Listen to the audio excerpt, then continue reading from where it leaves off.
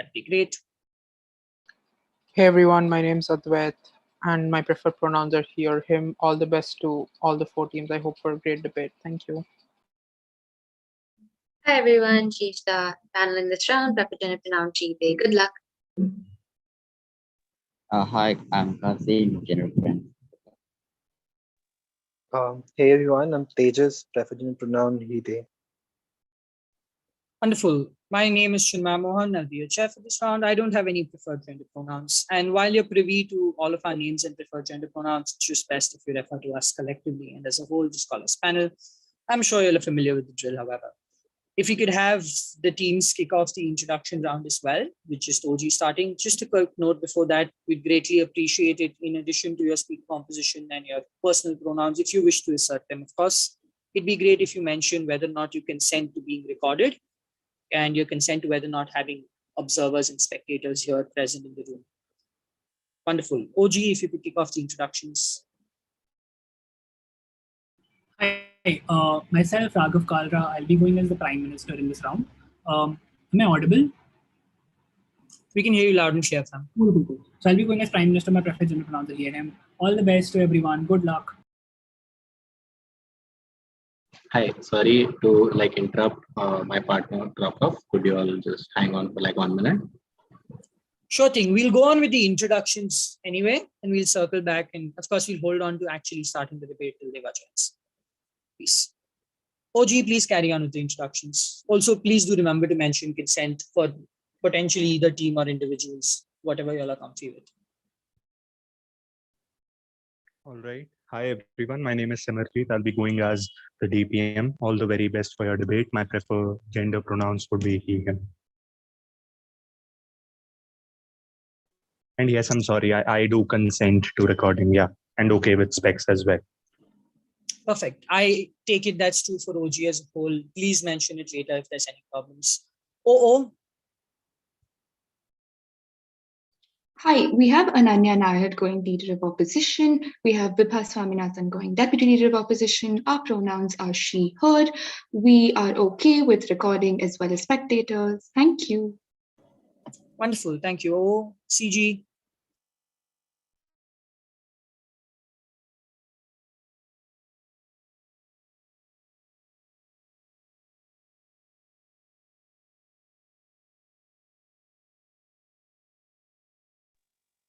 Presumably we have CG here.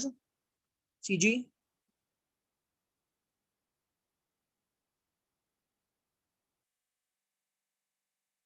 Yeah, hi. So sorry. Just give me another minute. Devashish is just joining. He's just having trouble with the link. Yeah. No problem. I think we'll circle back to CG then. CO. Hi, this is Kamal Kohli. I will be going opposition whip. My pronouns are she and her. Suhani will be going member of opposition. Suhani's pronouns are also she and her. We're completely fine with both spectators and being recorded. All the best to everyone. Wonderful. I think while we wait for CG to be complete, just a couple of standing instructions applicable to everyone in the room. I'm sure all of you are familiar with it already, but just to make sure we have a smooth debate. One, at the outset of every speech, it'd be super appreciated if you have a mic check before you begin, just to make sure you're clearly audible to the panel and everyone else in the room. Second, it'd be great, unless you have a POI specific preference, the default for all POIs and requesting POIs will be the chat. Kindly be respectful to one another if someone does in fact assert a specific POI preference. Kindly mention that at the outset of the speech as well. Lastly, on timing, as is evident, we have a common shared share screen timer available to all of you. In addition to that, it's strongly encouraged that everyone keeps their own time and stays accountable to their own time. Wonderful. Seems like Deva's here. So if you could have the introductions from CG and then we can move forward.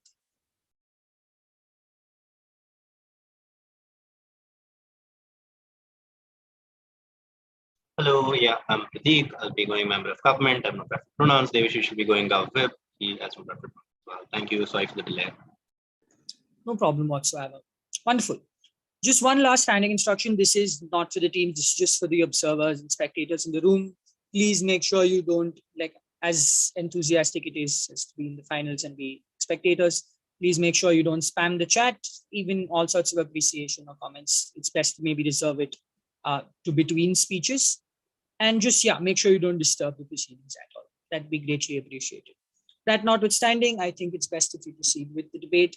Debating on the motion, this House supports the rise of Stoicism, context slide attached. I'd now like to welcome the Prime Minister to open the case for side, opening government and the debate as whole. Go ahead.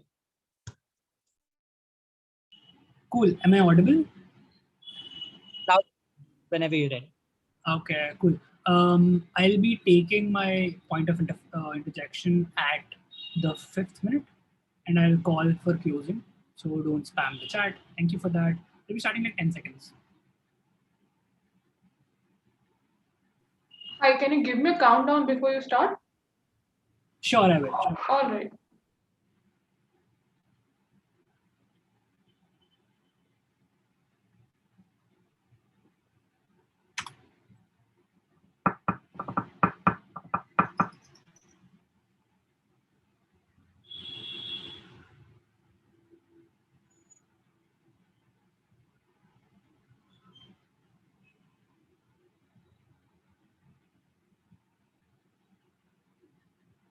Cool.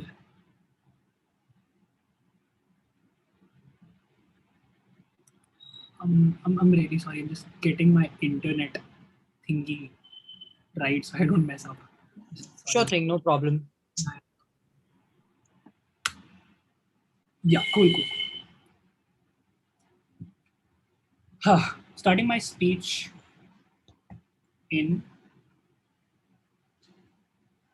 Yeah, cool. Starting my speech in 3, 2, 1. Panel, we feel that the world is a place where dejection and at any point in time, the incentives that society offers you to become a part of its means to become a means to its own end is like literally the way this debate is going to go. That's literally the existing society and how it status quo. We feel that to go ahead and counter the forces of the structures that make you the means to their own end, and like that's the need they have to go ahead and keep the structure in place, keep the oppressive regimes in place. That's like to go ahead and counter that. The only way you can do that is to become a means to your own end and take your life at hand, take your life in your own control. Why do we think that happens on our side of the house? Why do we think that structures at large can only fall on our side of the house, are extensions that nobody can take away from us? We think that at a point in time, we live in a society where institutions and structures have existed and evolved at large, because understand that these structures were not the same like 100 years back, but they have the same nature, they have the same aim to keep on the capitalist structures at large, to keep the capitalists safe, to keep the elite safe, to keep the world governing in a certain manner. Like literally, democracies are just like the autocracy of elites. Like some regimes come, some regimes go. Their main motive never changes. We think that at that point in time, you as an individual, if you go ahead and start, if you go ahead and want to change something, even in your own life, on a minor note or on a major note, you want to go ahead and change something in the society at large, you're unable to do that because either you have seen so many people failing that you just literally your backbone cannot stand up to that, or you even if you try, the society crushes you to a level that you are unable to get up. You succumb again to the incentives that this particular structure offers you. We are the only side that will be able to go ahead and counter that mechanism. First of all, what are these incentives that society offers you? The incentives of literally artificial love and placing you in a mechanism where you feel that you have achieved something at large by giving you some kind of positions, by giving you some kind of say gifts, literally the structure of family, how parents are treated as the higher authority and kids are given certain kind of monetary support at large. We think that these structures exist because there exist incentives for people to be there. There exists some kind of value that people derive out of them, and we'll tell you why these values are literally abhorrent and why they are literally the reason of how society exists the way it is. But before that, let's take the argument of helplessness and let's take the argument of what happens when you as a person are dejected by society, when your when your ends are not met, and literally when you try to go ahead and change something, you're unable to do that. We think that the feeling of helplessness, the feeling of loneliness, and the feeling of the feeling that, listen, my cause is not that important. I should go ahead and take care of my family because I'm 21 years old and I need to earn something because my parents won't have pension for a very long time. This is how the structure works. That's exactly how they might go ahead and like make you do cold callings. That's how literally they will make you take jobs that you don't want to take, but you will take that because you feel that that's where your happiness lies. That's exactly how the structures of corporations works. That's exactly how the structure of the world works. We think that in and of itself is using individuals as a means to an end, and that end is oppression. That end is at any point in time like keeping the elites in their place, keeping like, this superstructure of economic barriers that where like you are unable to go ahead and even claim the labor that you do in society. We think that all of these things happen only and only because like society, like these structures lure you, and if you're not lurable enough, they will break you down to go ahead and join them. How do we think that happens? Like in the absence of Stoicism, this literally structure exists. Stoicism tells you that at any point in time, you need to accept the movement as it presents itself, and you don't have to be controlled by the desires that it possesses on you. This is to say that even if you're given like the highest prize, the Nobel Peace Prize in the world, you don't have to find pleasure into that. Even if you're given even if you're under oppression, you don't have to find like pain into that. You are a means to your own end, and in that means, you need to go ahead and get thrashed. You need to go ahead and like literally take the beating and meet the end of controlling your own life. That's exactly how we meet the end of like control, like letting an individual control their own life. Why do we think that is of matter? Like opposition can just ask us at any point in time, why do you think that individuals matter? Why do you think at any point in time this person's end matter? This person's end matter because their life matters, because them living at large has an experience. Them living at large must have a motive for their own self that they themselves decide, they themselves assign to them. Not a religious force assigns to themselves, not a corporate force assigns to them, not like a governmental regimes assigns to them. We think that you determining your own end goals, you determining how you want to live your life is an inherent good in this debate. No side can shy away from that. At that point in time, why do we think that end is not met? Explaining to you why it's on a higher pedestal than the ends of the society. That end is not met because at all points in time, society breaks you down. This is to say, when you are in school, society, when you're in school, you're told to obey others. This is to say, you're told to obey your teachers, told to obey your elders. When you reach college, you are given certain kind of assignments, you're given certain kind of roles at all points in time. Even in leadership, as a follower also, you're given roles at large which give you certain kind of happiness. This is to say, you get a certain kind of immediate relaxation in terms of that you have achieved something. We think at large that is how society lures you into it. If you don't get lured, they break you by pain, by inflicting literal structures upon you. See you at this point. Go ahead. Right. So if you find no pain in oppression, where is the drive? Why would you want to get out of oppression if you don't feel pain in it? Cool. Pain exists in status quo through oppression. It does not go away. Your attitude to pain changes, your reaction to pain changes. You look at society in a different manner because you know that it's treating you as a means to an end. And if you want to become the end of your own life, that's the only way you can go ahead and do that, because you know that's how it's either luring you, and it's not exclusive to pain. Understand that. Even your happiness at large, even the ways that you derive happiness from lives and material structures of life, that's like society literally lures you into going ahead and following its own structure, not following your own path. And we can explain to you why your own path and your own living and your own like literal like your own goals are so important. We think that that happens in both happiness and in pain. If you're not happy, if you're really happy, they're like you are still in the structure. If you're literally in pain, you're still in the structure. You're not doing anything. You're not changing any structure. You're still going to your 9 to 7 job, literally doing things that society wants you to do, still marrying the person of your caste, still marrying the person of your class. At that point in time, we think that you're not living the life that you wanted to live, and you have been like this smoke screen is in front of you of either achieving something or you're too degenerate to not achieve something. At that point in time, we have proved to you various harms that come out of not supporting Stoicism in life, and how status quo exists, and how Stoicism solves that, because it goes ahead and like literally tells you that you are a means to your own end. And at that point in time, it allows you to go ahead and like not succumb to these barriers of society, not succumb to these institutions of society, not go ahead and follow the structures that society has built, and oppressive structures at large. We tell you how they're oppressive also, but we think that at that point in time, an individual is at least able to go ahead and become a means to their own end. Very, very proud to propose. Thank you.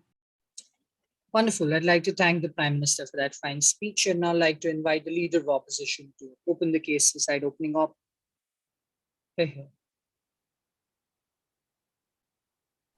Hi, just confirming that I'm clearly audible. Loud and clear.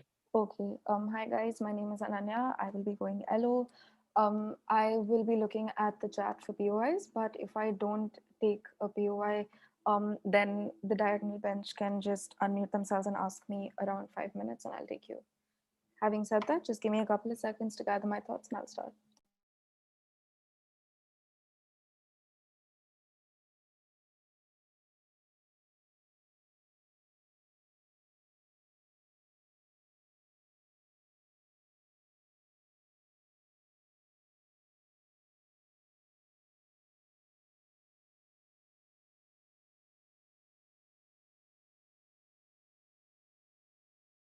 Right. Starting speech in 3, 2, 1. Panel, Prime Minister tells you that this is a world of helplessness and dejection, and their solution to that is inaction and apathy. We think at best their case becomes a means to tolerate the fact that there is a difficult world out there. At no point is their case a way for individuals to question the situations that they are in, get out of the situations they are in, and get out of the kind of problem that they themselves characterized you in first speech, right? We think they try to tell you that, hey, this is going to be a means for individuals to challenge systems and situations and things like that. And that's what we want, right? We want a dynamic world. We agree that the world is a horrible place full of depression and bad things happening around us, but we think that on their side of the house we only urge individuals to accept that and claiming your own reality, a benefit that government bench tries to push to you, is never going to happen, because we tell you that claiming your own reality is only going to happen when you are emotionally attached to your reality. And we think they lose this debate when they don't characterize to you what a rise is, what a narrative is, what stoicism looks like in the modern world today, right? We think at that point of time, they try to debate to you like this house supports stoicism in theory, but never in the way that it is practically manifested in the world today. And that's why we're going to take them out of this debate very, very clearly, right? We think at that point of time, it's important for us to talk about what a narrative is, right? Because we tell you that a narrative is, and especially a narrative that is rising in popularity, is necessarily a narrative that creates a code of social acceptability. It creates a norm, right? And there is an aspirational value attached to that norm. And we think this is an extremely, extremely important characterization, because we think this narrative thus becomes an imposition, right? At this point of time, it's important for us to understand why it's important for us to talk about it as an imposition, right? Because when you talk about a narrative, it then becomes important for you to ask the secondary question of who constructs narratives and who benefits from the construction of said narrative, right? We think it's fair enough for us on opening opposition to tell you that narratives are necessarily constructed by people in power, people who have socio-political capital.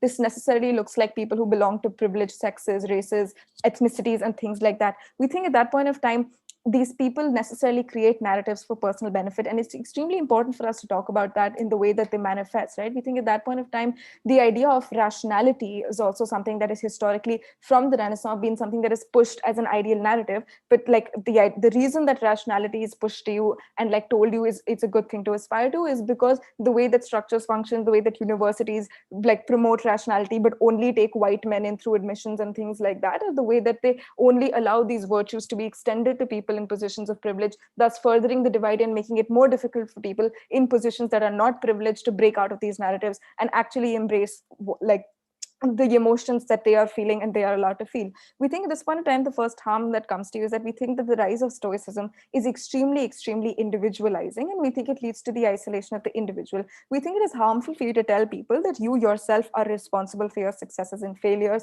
and that and that's why another mistake that side government makes is that they only debate this within the realm of the idea that the individual will successfully be able to deal with their stoic ideas, and that their stoic ideas are necessarily going to line up with the realities of the world. They never consider the idea that, hey, what if your bubble is going to be burst, and what if you realize that you are actually not in control of your own fate, and that is just a lie that is spun by the world to give you some illusion of control. We think illusions of control are also damaging to people, and we'll tell you why.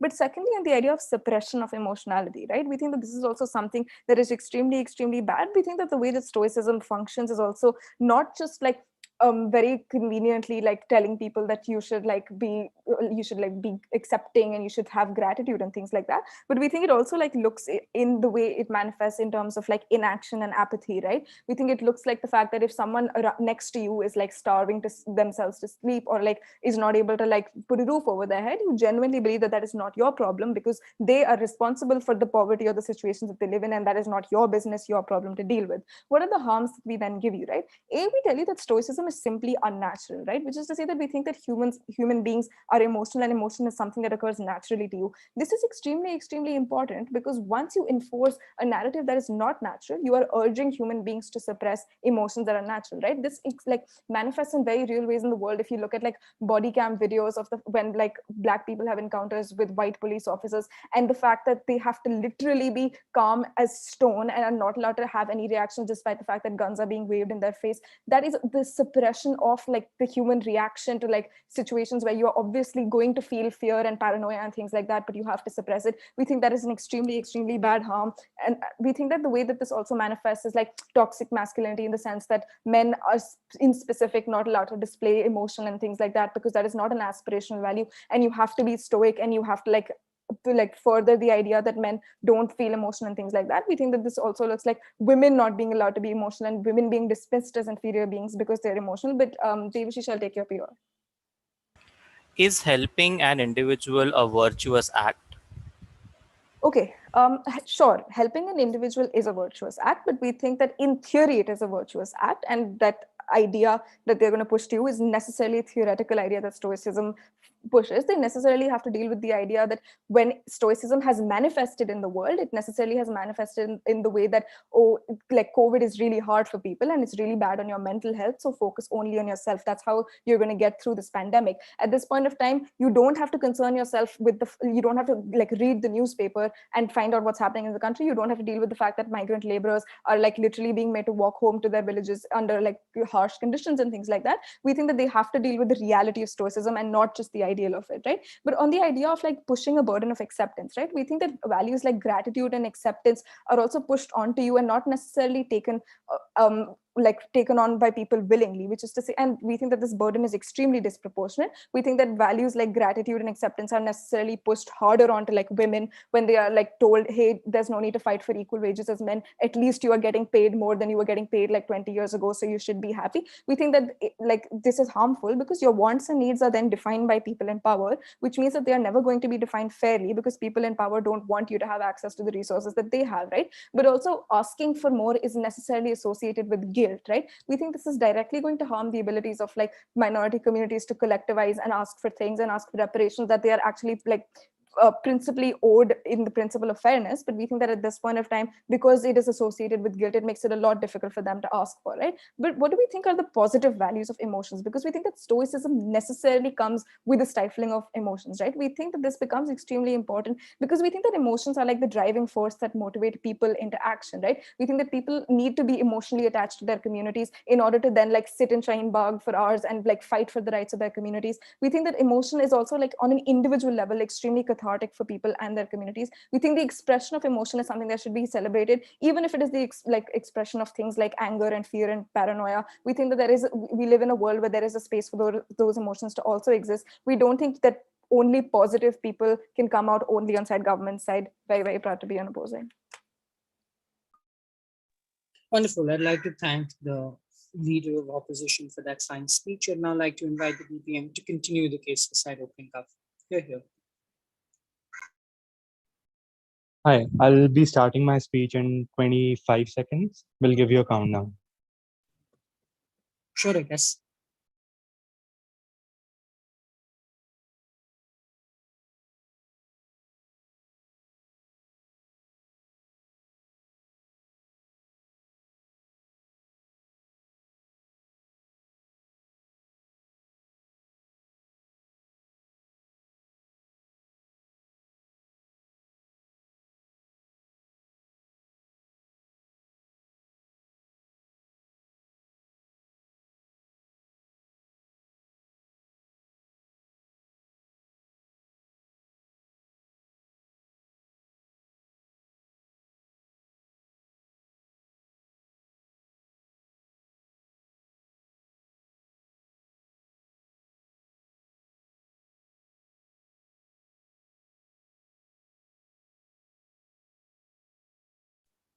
DPM still with us?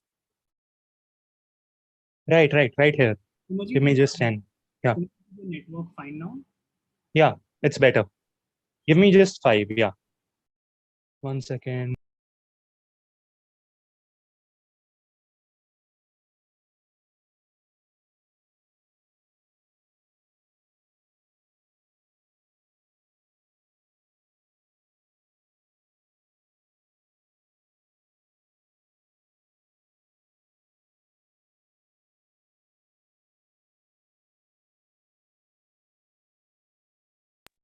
All right.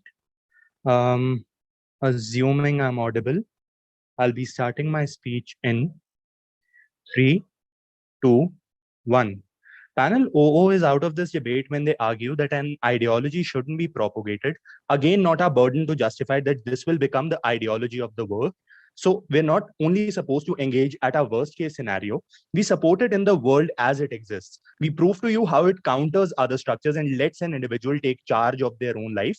But even taking over to that, nudges for other structures already exist in the world. This is a counter to that exact coercion. My partner talks to you about how these changes definitely does not take place in a person's lifetime. Again, engaging on our worst case scenario about how it applies to a person from a minority community, and the person that this person is essentially left to, the feeling that this person is essentially left to is pain, and a lot of pain, right? They come in ahead and tell you that the moment like you follow stoicism, you will succumb to the society in a way that they will tell you, they'll tell the women that, listen, you're not getting higher salaries, you're not getting better salaries, and they accept it, right? We are not in any way saying that this person's emotions totally go away, right? But we tell you the extent to which they feel it essentially reduces. Doesn't mean that they become these individuals or become these robots in the first place who never pay, who are never say involved in any charity work, or like don't feel empathy or sympathy for others at any point, right? We don't think that's a fair case or fair burden for them to push on to us.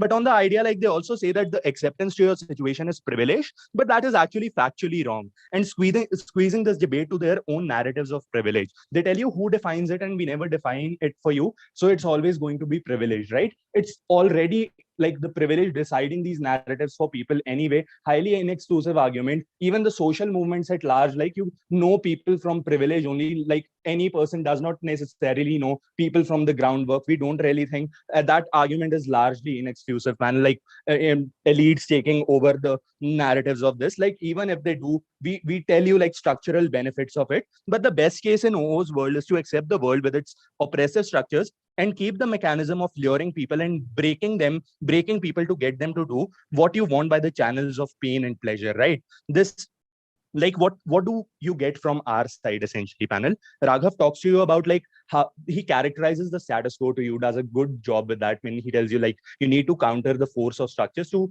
like make you a means of their end. Like you need to make yourself a means to your end of taking charge of your own life. That's essentially important. It does not at any point mean that now you don't have any aspirational value to get out of these oppressive structures, a case that probably CEO is also going to run, that listen, these people will have left, like they have other incentives. Even like if this value of emotion is reduced, which is primarily going to be one of sadness, right? We tell you there is going to be there are going to be say other incentive structures for these people, right? We like panel dealing, they are dealing with their only stakeholders, minority and privileges. We help these communities better on our side as these people and their movements become more closely knit. As you stop giving heed to your individual emotions of pain and lust and rather focus on meeting the ends of your own life, at no point you're discounting like getting your aspirational value out of like getting out of these oppressive structures, right? We tell you that these superstructures of economics, loyalty, society, etc., either lure to incentives to join their cause or break you enough to have no option other than to join these structures. People are still a means to an end they never opted in for, moreover never able to actualize their own life, even though they tell you like this actualization never happens, but on your side of the house the change like literally never happens, and all people are left with a feeling of dejection, which is not say an ideal world to deal with. So the idea of apathy and inactivity, we clarified it to you in no way like literally dealing with our worst case scenario and assuming that these people have no aspirational value. We tell you like they still have other say incentives to get out of these structures, not necessarily related that okay, I'll feel pain, then I'll need to say get out of these structures. You have other structures or other incentives to get out of these structures in the first place. You want a better like you want better things for your family, you want a better life for yourself. It does not mean complacency or being complacent with your current conditions, but or like their idea of individualizing and like exclusionary has also been largely dealt with, right? But what do we give you on OG? We also tell you like people, because like that's a major harm, something that they had to tackle. They tell you like people are going to be unhappy but never deal with the idea of like their scenario where change never happens, people become unmotivated, people become unhappy, dejected with life, joining the same mechanics of society. They succumb to status quo. They have to make those choices and then have to deal with the dejection. Like we tell you, like we think that these structures as it is exist in the status quo, like they use individual as a means to an end. And what are these ends? To keep the ruling elite people in power, right? We also tell you, like, since you are now a means to an end, you have a greater, say, accessibility to how you have a greater accessibility to how you feel about it, but more importantly, like even if you don't succeed in that, even if you're not able to make that end meet, the feeling of dejection is comparatively lesser, right? And on the idea, like on the final idea, like we told you, like the major idea, what are these ends? To keep the ruling elite in power, B, to keep the capitalist money fed, and you work, say, for 9 to 5 for that end. Except that in our side of the paradigm, you at least are, say, not that dejected. You don't have that feeling, but you still have other incentives to get out of these structures. In no way that it means that people are now complacent or social movements now become complacent. It just means that you're now not happy, say, with the any tokenistic achievements that you then get from your oppressor. And for that very reason, like we believe that we have proved the burden that we took. We never took the burden of how it's essentially going to trickle down to every single stakeholder out there. And even if, like, we do engage on our worst case scenario as well, but they do need to engage on a best case scenario where it trickles down to, or like when this ideology says applied to a middle class person, because like they do need to engage on those harms. And like these laws are highly visible and no op can run away from that. Same structures like marriage, say structures like family, and like small monetary incentives, right? And finally, like on the idea of extending on the idea of what Raghav gives you, like he tells you, like acceptance of the moment is something like the primary burden. I'm going to utilize the last 30 seconds of my speech in this way. The primary burden on side opposition would be like how these laws, which are highly visible and like they cannot run away with, how they have to engage with these structures such as marriage, such as family, such as small monetary incentives that people essentially like discount themselves and choose certain things for the happiness of others, but now will essentially like feel, or like since they are going to meet their ends or consider themselves as ends, they'll not be lured or they'll not be swayed away by making these choices for others, and will like lead a happier life, if not the happiest, at least on our side of the house. Very, very proud to propose. Wonderful. I'd like to thank the DPM for that fine speech, and now like to invite the DLO to continue the case for side opening opposition and conclude the first half of the debate. Here. I hope I'm audible. Yes, loud and clear. All right, great. Give me 20 seconds and I will start.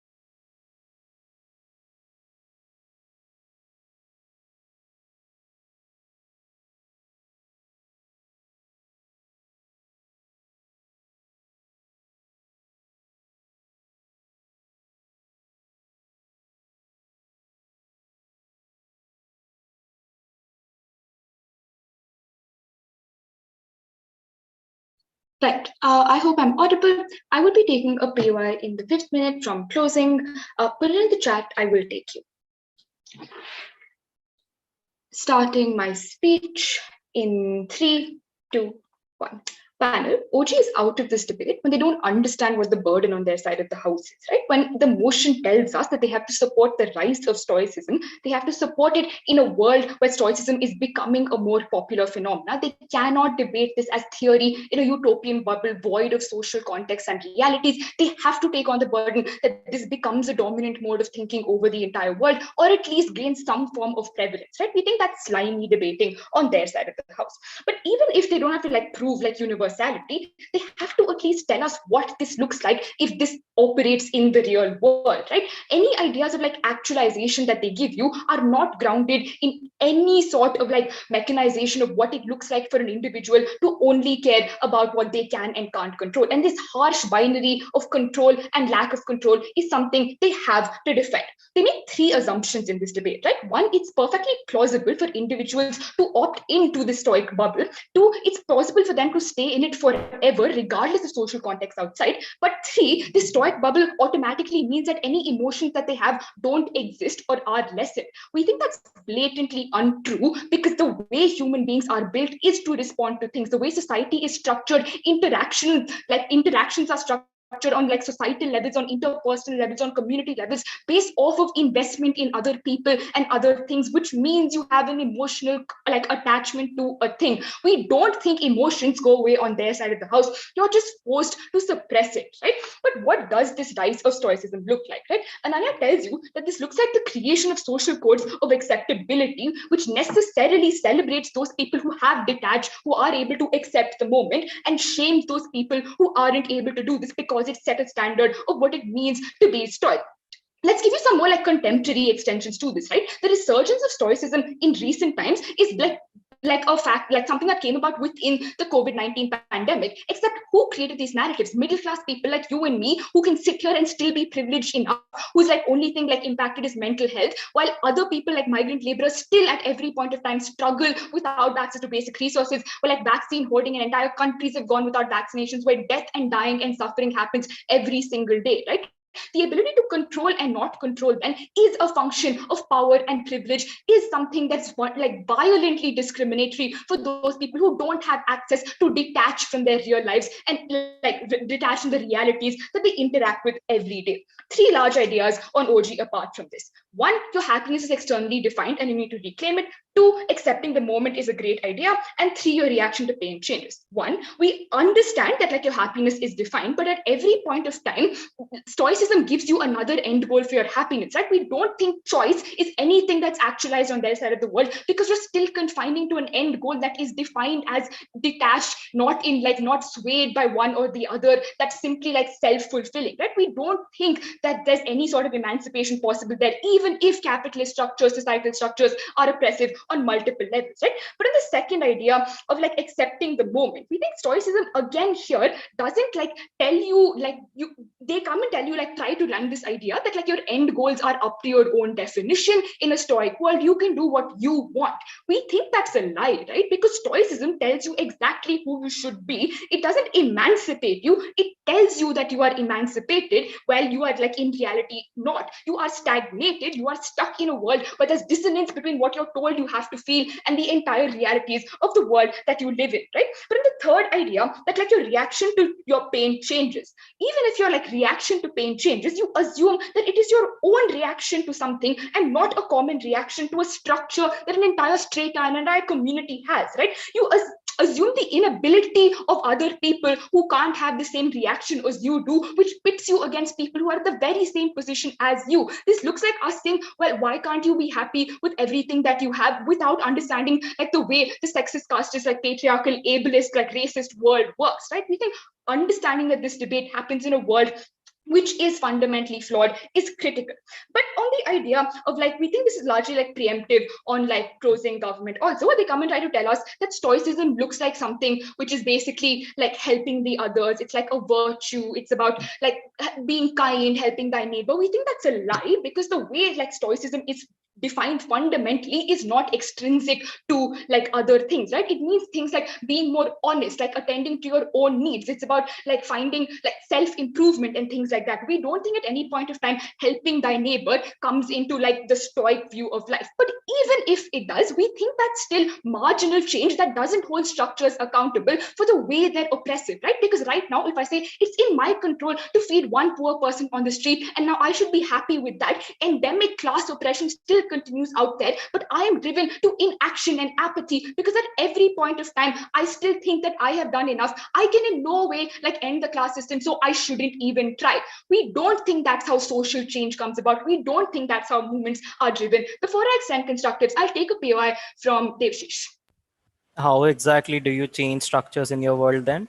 Brilliant. We think emotionality is what drives change at all, right? When you recognize that feelings of rage, feelings of helplessness and power that like you deserve, feeling of like injustice, feeling of sadness, feeling of like pain are things you need to understand and express, driven by fear also that you need to demand like a better world, right? We think movements like civil rights were like vastly emotional movements. They depend upon things like sympathy and compassion. They depend upon violent political emotions, which they ask you to sanitize, which they ask you to leave out. We think that's like farcical at best, but very, very oppressive at worst, right? We think tribal communities have every right to be angry at like developmental models that don't include them. We think this like largely brings us to the idea of how have we dealt with people who have shown any sort of emotionality, and this is the idea of like forcing down acceptance and gaslighting them when they don't do this, right? The idea that you tell communities that accept what you have, you've at least gotten this much, is the idea that they can't demand anymore, and the second they demand more,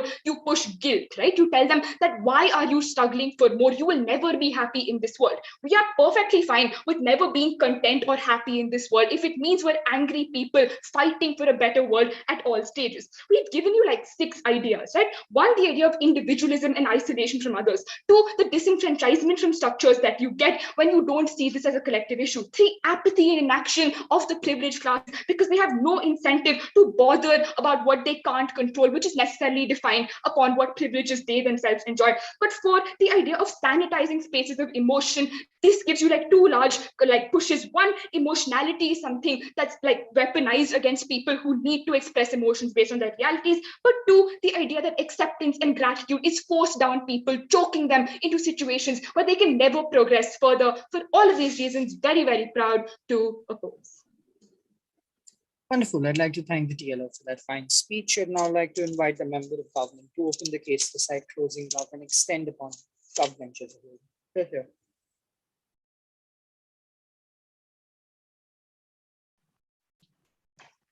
Hi, I hope I'm audible. And yeah, hope I'm audible.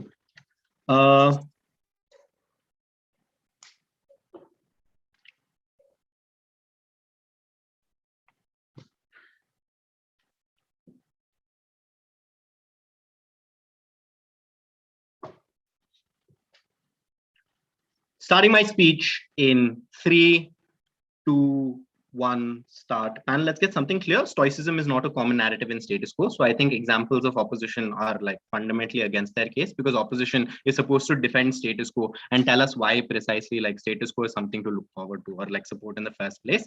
Secondly, I think, yeah, so basically Stoicism is not like a common narrative in the first place. A common narrative was something that's widely accepted in the first place. That's precisely why we support its rise, because it's something that's not a narrative already. Number 2, I think the rise basically means that more people are accepting to it and give a larger preference to individuals or like organizations that necessarily display Stoicism or like Stoicist values to a larger extent and show a preference towards it. At that point in time, let's define what Stoicism is, because I think opening half thus far has just like been up in the air to a large extent, right? Stoicism entails 2 things. Number 1, an action and thought process is necessarily not driven by strong emotions. That is to say, Stoicism doesn't mean that you don't feel emotions anymore. It doesn't mean that you won't feel emotions anymore. You're a human being, you'll always like feel emotion to a certain extent, but rather that your decision-making calculus and the actions that necessarily flow out of it, or the thought process that comes out of it, is something that will not be completely overridden by strong emotions in the first place. That necessarily means it places an emphasis on individuals accepting a particular bad thing or a good thing that happens to them and accordingly planning future actions accordingly, right? We think necessarily also that means that individuals also won't like act against self-interest at any point in time, because human beings and like even like any living creature doesn't act in self-interest to a large doesn't act in again like harms itself to a large extent, right? We also think at that point in time the emphasis is not then on like, oh, whether you won't feel emotions at all, but rather what you do once you feel those emotions.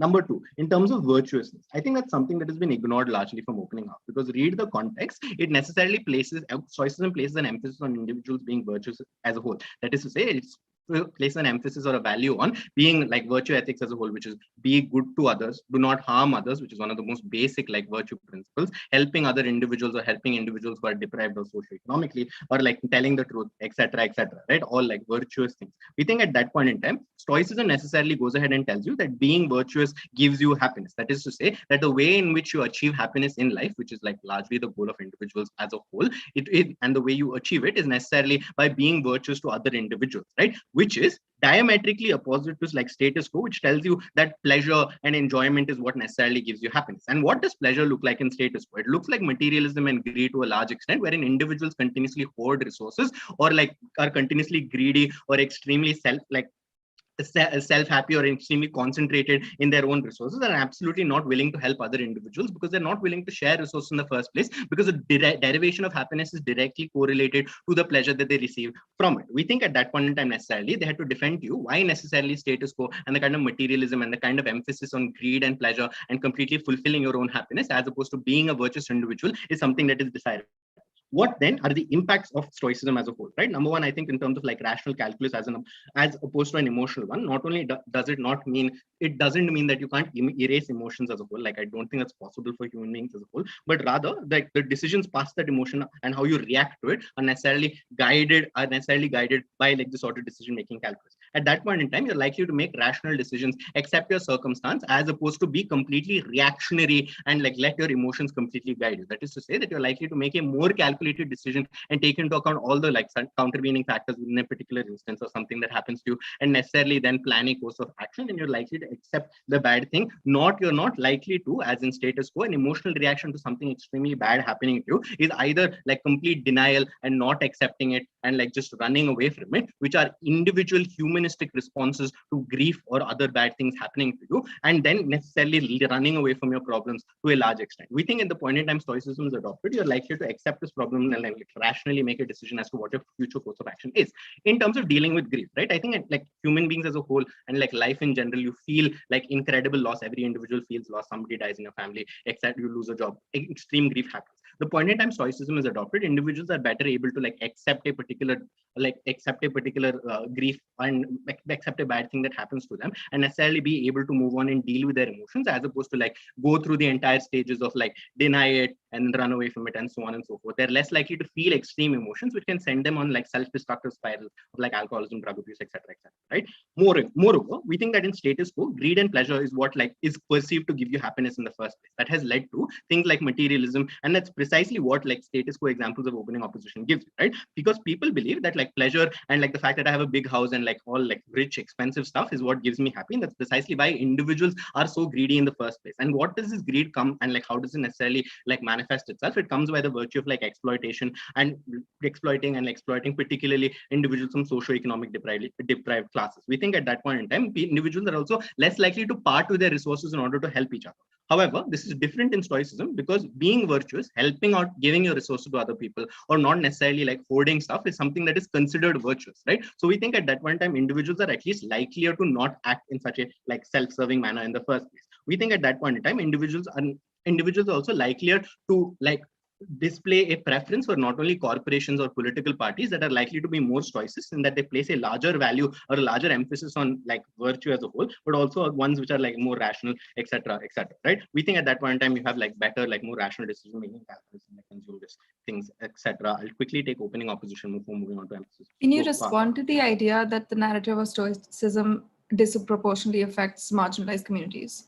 Yeah, I'll take that down right away, right? Emphasis on virtue, right? We think that right now, the emphasis on virtue is something that opening half misses out completely, right? I think virtue ethics as a whole does not support oppression as a whole. The point in time, Stoicism itself becomes a widely accepted narrative, and individuals show a preference towards individual or like corporation showing a Stoicist ideal. So the point in time, they're likely to demonize bad behavior or things such as exploitative, greedy behavior as unvirtuous, right? That's precisely what like Stoicism entails, in that like not helping others or like exploiting others is unvirtuous behavior. That is the point in time, like call out mechanisms, etc., are likelier to happen, right? The examples of apathy are literally what status quo is, which is what they're supposed to defend, right? So considerations of materialism, etc., are completely gone, and you're likely to call them out. But moreover, I think emphasis on virtue also ensures that like not only people call out exploitative behavior, which like is unvirtuous in the first place, it harms individuals, violates the harm principle, exploits individuals, etc. At that point in time, in the first place, majority is less likely to be greedy and completely hoard resources in the first place. Fence sitters are at least likely to support minorities because they're more willing to part with their resources, because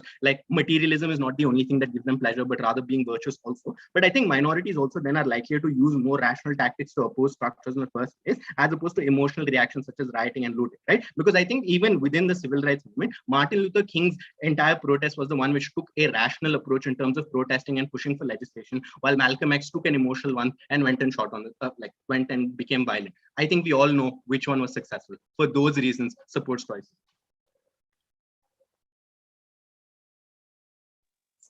Wonderful. I'd like to thank, sorry, my throat. I'd like to thank member of government for that fine speech, and I'd like to invite the member of opposition to open the case for closing up and extend upon all benches of the whole. Thank you. Hello, I'll be starting in just a minute, getting my sheets in order. Sure thing.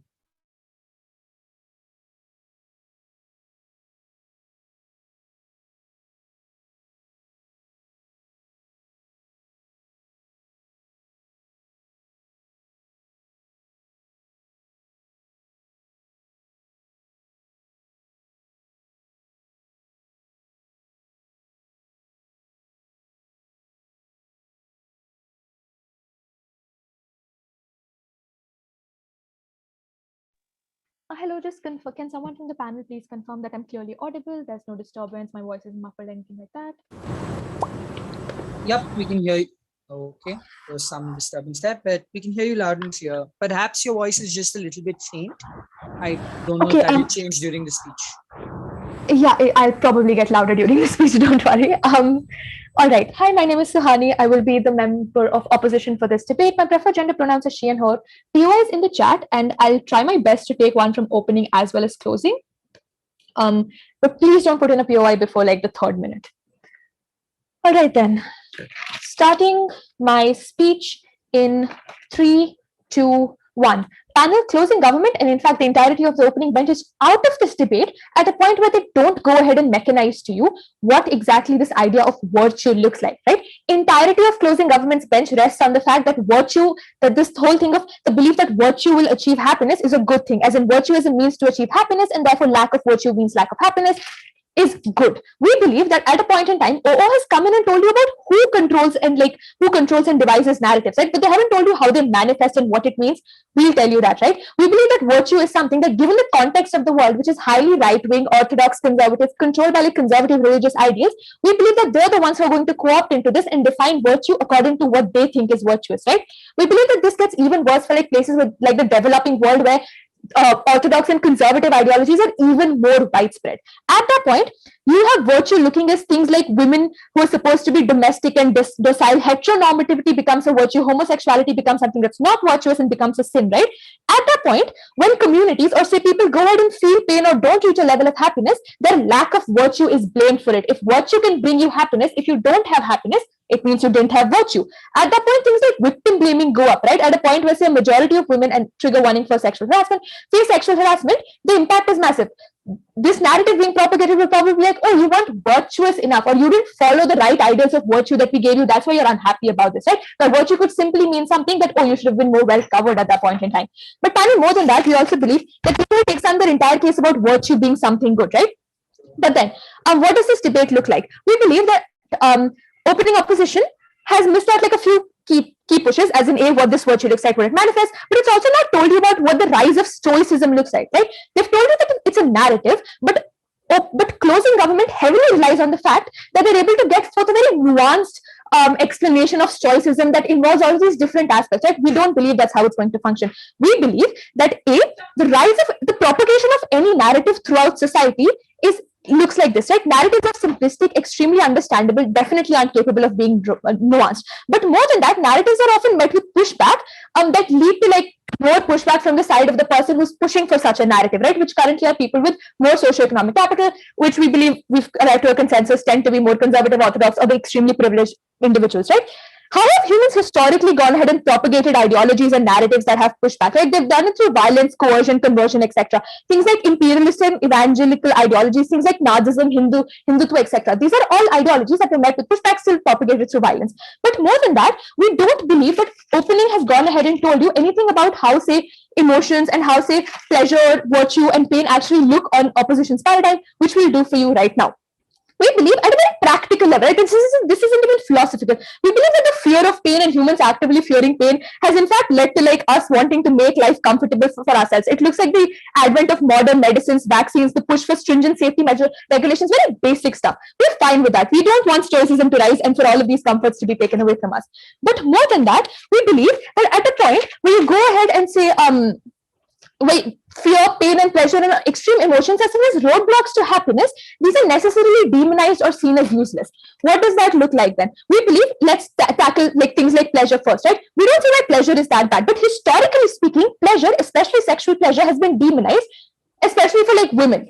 For straight men, it's been completely all right. But with progressive movements and sexual liberation movements that are catered towards like women and minorities and like queer individuals, there has been a pushback to this. At a point where Stoicism is on a rise and that goes ahead and actively sees pleasure as useless or even demonizes it to that extent, we believe that we'll just go ahead and return to medieval notions of chastity and minimalism, right? Which is definitely not good for any progressive social movement. Therefore, we believe that's one exclusive harm that we provide you. Before moving on, opening government. Thank you. Do you think it's people telling themselves that their immediate emotions don't matter in their longer fight of taking control over life under the influence of Stoicism, or are you too misplaced, like, that it's a structured? Panel, we believe that at a point where any ideology rises, it rises through narratives, which is already mechted out to you. At that point, people don't believe in stuff one day randomly, right? Somebody tells them to believe in it. They see it in mass media. Their political leaders go ahead and tell them. Religious leaders go ahead and tell them. At that point, we tell you what's the most likely version of Stoicism that's going to be propagated in real life.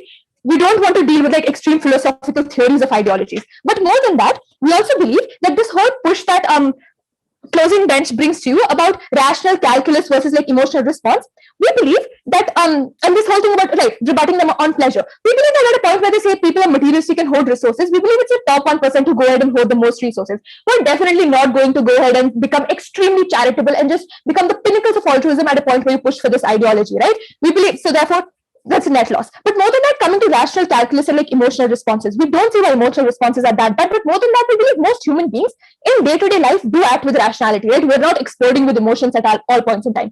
We give emotional responses when there's a stimuli that makes us want to do it. But even at that point, we perceive these like emotional responses in different people differently, right? As in, black people are more likely to be demonized for it. Women are more likely to be called like called bitches and things like that when they go ahead and display any sort of emotions or even raise their voice for that extent, right? But more than that, that whole analogy about Martin Luther King. Martin Luther King was shot dead. His radical ideas were whitewashed. Don't think that's a good example. But more than that, they come in and tell you about guilt. We believe guilt is all the more on their side when these people propagating virtue go ahead and propagate it according to things that they want. But on top of that, we also come in and tell you why emotions as a whole matter more than just structural change and like all of that. We believe that emotions are something that are seen a lot in culture and art and things like that. We believe that communities come and gather around, and not just for political purposes, but literally for community purposes, and collectivize around the shared and common emotional response to lived experiences. At a point where these emotional responses are seen as not good or bad, we believe that this collectivization reduces. These communities don't have any shared experiences to go around. We have a massive loss of culture, especially indigenous and minority cultures, which have already gone through years of colonialism and imperialism. More than that, we believe it also impacts the creation of art, which often relies heavily on evoking emotional responses from the viewers or going ahead and expressing your own emotions, right? Things like emotional movies, TV shows, posters, paintings, music, all of that, you realize when you have the rise of Stoicism is something that you're going to have to trade off, because now emotional responses world, opposition has said are apparently not good, and people should be behaving with high degrees of rationality at all points in time, right? Therefore, what exclusive things have we told you in this debate? We've told you what virtue looks like, which no side of told has talked to you about. We've talked to you about what pleasure and pain bring to you, like in status quo. We've told you about how culture and art operate. We've also taken down closing government when they come in and tell you that, oh, rational calculus and like these emotional responses are so severe that they completely impair all of our rational abilities. We've told you that materialism and holding of resources doesn't reduce much. We've told you what guilt looks like. And with that, extremely proud to take this debate. Wonderful. I'd like to thank the member of opposition for that fine speech. I'd now like to invite the government to conclude the case from government as a whole. Thank you.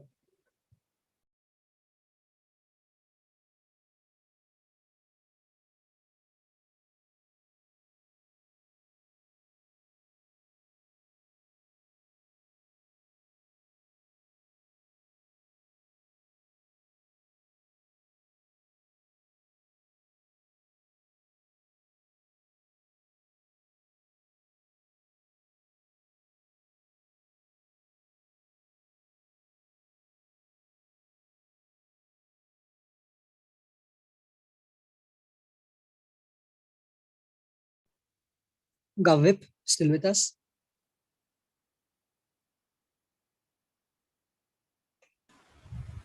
Hi, audible? Perfectly, whenever you're ready. All right.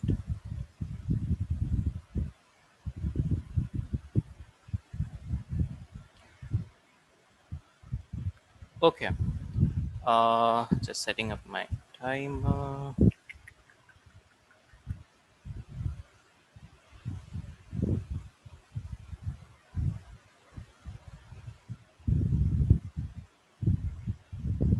Starting my speech in 3, 2, 1. Here's the structure of my speech. First, engagement with the op bench in general, which also includes specific rebuttals to opening opposition, and then certain targeted rebuttals to closing opposition, because I think closing opposition's case was mostly derivative of opening opposition. With respect to, and then it will be followed by bench comparator. With respect to common rebuttals to op bench, I think one of the things which opening opposition and I think to a certain extent closing opposition push for is this idea that narratives will be created by rich, and that stoicism is inherently selfish, makes people apathetic, and makes people blame other people for whatever condition they are living in. Understand that both the teams, and especially opening opposition, mischaracterize the debate when they equate stoicism to selfishness, especially when individuals derive happiness from virtuous acts they commit, which are going to be committed on some other individual rather than themselves mostly. Secondly, they also further mischaracterize the debate when they just merely assert how only rich and conservative elements will have the ability to generate narratives. Take example of universal human rights, corporate social responsibility, or even the idea of taxation, which themselves were created by everyone except the rich or the conservative elements to literally stop these elements and to create further oppression and exploitation in the society. Therefore, the idea that only narratives are created by conservatives and rich folks is again a very false picturization of the world and should not be taken into account. And even if it is being taken into account, should be weighed with this particular rebuttal. What exactly then happens when virtue ethics becomes the norm and stoicism becomes a norm? Following things. Number one, acts like helping others also become a narrative with respect to stoicism becoming a rising narrative. It makes society more morally inclusive and positive, something which closing opposition hasn't engaged with. Secondly, certain elements of stoicism will still be eligible on these rich conservative folks as well. As now, greed or wealth or the idea that you can be dogmatic in nature is not the only source of happiness or only source of pleasure for these individuals. Because even in status quo, we see philanthropy working on principles of deriving happiness from good deeds. I believe the rise of stoicism is just going to increase that particular act and basically making rich and conservative elements less dick in nature. Even if stoicism becomes embedded in the social structures as opening opposition was so afraid of, it still won't be discriminatory, because discrimination in itself is something which is rather not virtuous in nature as a categorical in principle. Because even if conservative elements control the society, they themselves wouldn't want to be discriminated against. On emotion, something which is also a common rebuttal for both opening opposition and closing opposition. Again, there is a false characterization by both the teams on op bench that Stoicism is inherently against the idea of emotions themselves. No, it's not. It's not against the idea of emotions, but rather individuals making irrational and spontaneous decisions based on drives like fear, greed, etc. It is at this particular point that they only argue a best case wherein emotions can be helpful in asking for demands, but never acknowledge the fact that those emotions are very susceptible in nature to corruption and are prone to morally negative actions like, for example, revenge, outright hatred, discrimination, etc. Something which drives discrimination based on race, caste, religion, and conservatism in the society even further in status quo. In short, opening opposition and closing opposition have been citing examples of status quo to say why Stoicism is bad. Instead, they had to defend the status quo and explain why all those examples are not going to exist in their world, especially in status quo. At least in our world, actions are filtered through virtue calculus and are more rational in nature, which can be potentially beneficial as it gives individuals more agency to control impacts of sudden grief, ability of reconciliation, compromises, helping others, etc. On collectivization of minorities and emancipation. Understand, Stoicism demands individual to live and accept the moment. We agree to that. Therefore, the philosophy in itself, and listen to this very carefully, therefore, the philosophy in itself expects individuals to stay alive, and hence all their arguments around protest, future planning, etc. will exist as individuals still have some degree of self-preservation driving them so that they can live that particular moment as per Stoic principles. Regarding participation in protest and emancipation, I think individuals utilizing this survivability instinct will still ensure participation in protest movement and act to emancipate themselves from oppression, etc. As it is still a threat to their existence, which in turn is inherently threat to Stoicism. Because if individual is not alive, so Stoicism dies. Therefore, in addition to this, even if none of this makes sense, the fact that Stoicism also advocates for virtue ethics also ensures individuals to take action against morally negative acts, as they do not provide happiness to them. On the same breath, individuals driven by those virtue ethics and the happiness they derive from being a morally virtuous individuals can also participate in acts and movements which aim for helping individuals, as helping individuals is categorically inherently virtuous act accepted even by the conservative elements in the society. Yeah, POI from opening opposition. Yeah. Devshish, if you take a fourth in this debate and react in anger, do you think it's justified for us to shame you for that anger? No, see, I can be angry, but I can't punch the wall because I'm angry. That's the difference. You couldn't understand that. It's not my fault. I think you are coming forth. Let's talk about closing opposition then. They come up and argue that virtue ethics will be defined by right-wing and conservative elements, leading to things like heteronormativity, shaming of queer community women for having sexual desires, etc. Understand the world is not always conservative, and conservative elements are not always in absolute power in status quo, especially when we see diminishing power of church, Islamic elements, etc., wherein we see liberal governments being established, not just in global north, but in global south as well. Take example of Malaysia, take example of Thailand, take example of South Korea, etc. It is at this particular moment, they can't just restrict this debate to hell. Even if it is the world which is run by conservative, certain categorical virtues and bare minimum standards of human rights will never go away, as they are rather universally accepted and still defend the conservative elements as well. Therefore, on a comparative, conservatism is literally a byproduct of emotions, and hence all the harms they argue are the ones which exist in status quo and more so in their world. Therefore, the burden at this particular point is to literally tell us how exactly conservatism is not driven by emotions and by some other elements, and then therefore defend the status quo even better, which they haven't done so in the member speech. Too late for them to do so in the whip speech. I think we have already won this debate comfortably. Lastly, on greed being only restricted to 1% of the individuals. No, greed exists in the spectrum, wherein I can be greedy about having chicken biryani right now. And therefore, if that is the case, I should rather act on a rational, virtuous calculus in comparison to a calculus based on just by greed or just by raw emotion, something which they had to defend why exactly raw emotions always have net positive value for an individual, for protest movements, for the society at large. Proud to propose. Wonderful. I'd like to thank the Kavit for that fine speech. I'd now like to invite the opposition whip to conclude the case the mock bench as a whole and the debate. Here.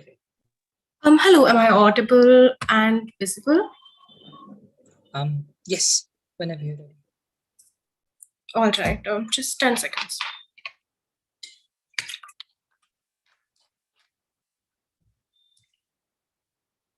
Right, starting in 5, sorry, my name is Kamal Kohli, my pronouns are she and her. I'll take a POI via chat. In the 5th minute, please don't spam. Right, with that being said, starting in 5, 4, 3, 2, 1. Panel, simple question we ask to side closing government, right? Why are all your virtues liberal? Why are they all good, right? Why are they all help thy neighbor types when literally virtues which exist today, which is help thy neighbor, exempt, say, LGBTQI people, right? Or Black people. We don't get any answer, right? They come here and they make the random assertion that conservatism is driven by emotion. They don't tell us why. I'll tell you instead that conservatism is driven by indoctrination, something which is passed down from person to person ancestrally through generations and indoctrinated into you. It is not emotion. Right. Let's move on to the very confused argument that we get from side closing government, right? They tell us that virtues will make other people act nice towards other people, so on and so forth. In status quo, virtues exist, right? Virtues propagated by ideologies and narratives that exist. Do they make people be more charitable to other people? No. Is help thy neighbor a current virtue in multiple different narratives and ideologies? Yes. Are we helping our neighbors? No. We don't understand why this is going to work out in their case also, right? Secondly, they say it will increase philanthropy. We tell you how will it increase philanthropy when in fact their idea is to sit and accept the world the way it is. So today a really rich person is going to see all the devastation, all the poverty, all the famine in this world and think, all right, I'll accept it the way it is because this is how it is supposed to be. This is my path to happiness. They don't tell us why. They don't give us any mech for that. They say that Stoicism makes you want to live. Again, I repeat, Stoicism makes you accept the situation you're in. So today, if somebody has a stage 4 cancer, right? Under Stoicism, you would accept that you are going to die. They give you random assertions without giving you mechanization, right? Here, simply, it's not going to happen. Secondly, they ask us, they tell us rationality is the best, right? We tell you absolutely not, panel. We tell you emotions are very intrinsic to humans, but we also tell you why emotions are better and emotions are integral and important in society. Suhani has already talked to you and mechanized to you about art, right? And how we cannot let art go. Art is a mode for expression. Art is a mode of communication. Art is a mode to escape, right? So we cannot let go of art, and this is something that lets go of art.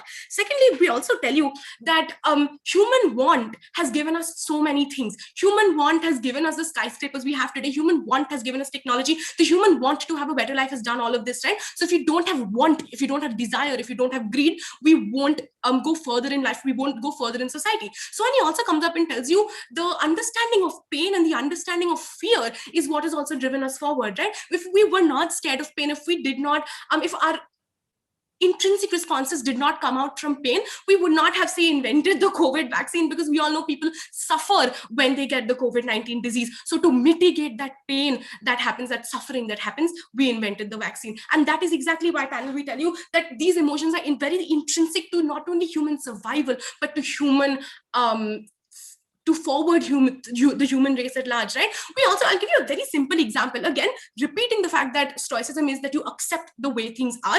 Today, if I'm faced by a snake, I'm going to accept the way it is. I'm not going to let my emotions, which is fear, control me. So I'm going to stand right there, try to face the snake, get bitten, die in a hospital. That's what their Stoicism is, very, very simply put. So Hani also tells you that narratives are simple, panel. Narratives are not nuanced.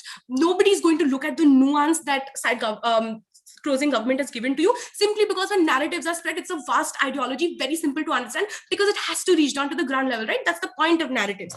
And that is why entirety of closing government is absolutely out of this debate, right? Opening government tells us that you have feelings of helplessness and you succumb to it. And I quote from them, they say that a woman who doesn't get equal pay for equal work will succumb to it. We tell you, when you succumb to something like that, there is no want, no need, no desire, because again, you're putting emotions at bay to go ahead and overcome it. Zero structural change on their side. I don't know what they've been debating so far, right? Secondly, they say there will be other incentive structures. They keep repeating there will be other incentive structures, which are without giving us any incentive structures at all, right? Lastly, we tell you that the entirety of like opening half goes out of this debate when they don't talk to you about the fact that virtue can be defined and is defined differently by different people for different people, right? For example, for a man, it is very virtuous to be angry and very virtuous to be protective and violent, while for a woman, like Suhani said, you're going to be called a bitch. And that is why we tell you virtues differ, right? And that is why we tell you when you filter your action through virtues, that is what harms society. Secondly, the reason we take over opening opposition is because we give you unique extensions, firstly, of the understanding of pleasure and how pleasure has been historically demonized, and that sexual liberation goes down if you introduce Stoicism. We talk to you about fear of pain and how that forwards society and movements at large. We talk to you about cultural loss and the loss of art and the loss of solidarity between communities, because solidarity between communities is based on human emotion, not rationality. I'll take the POI from CG. OG, I'm so sorry, OG. Cool. Engage emotions are not negated. How you deal with them gets tactically better.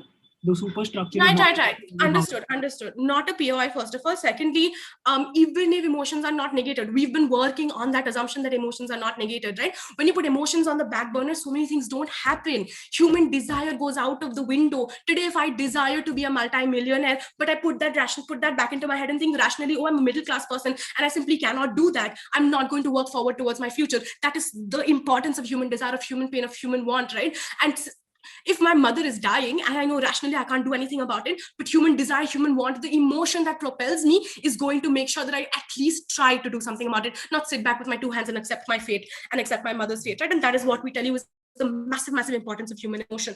So coming back to the unique extensions that we do give you, right? We also tell you about the propagation of ideology, and that in itself, the cost that will bring, right? And ideology, especially that enforces something this grave on people. And lastly, we tell you what happens to these minorities in and of itself, right? Suhani tells you that when it comes to minorities in and of itself, why does the propensity for change reduce panel? And this is where we solve the deadlock that happens in the opening half, right? Like on which side do we have propensity for change? We tell you we have propensity for change on our side. Why?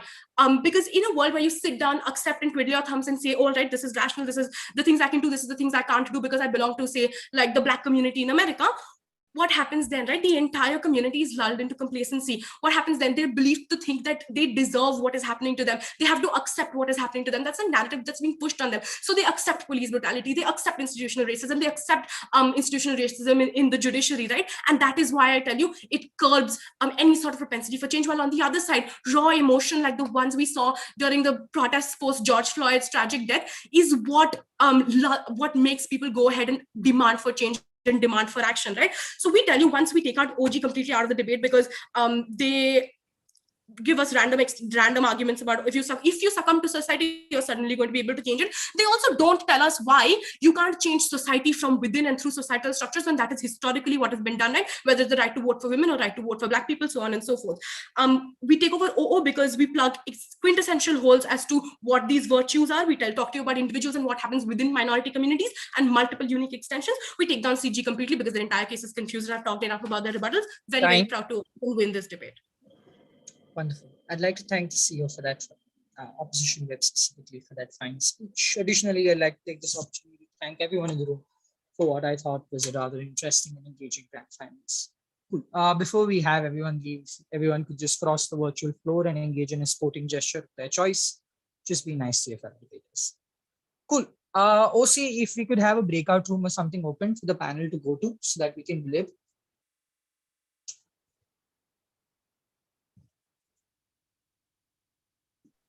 Darshit, are you here?